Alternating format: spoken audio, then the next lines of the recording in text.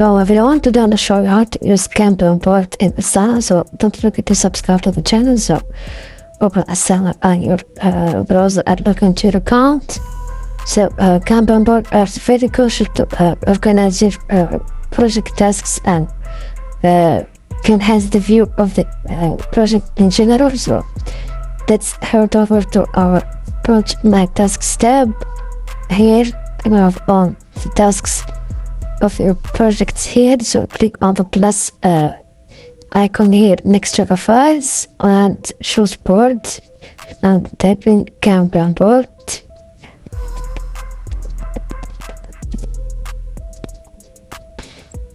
And here these guys are Kanban board, so we can add tasks here. So you can type here, you can add tasks to all sections in your Kanban board.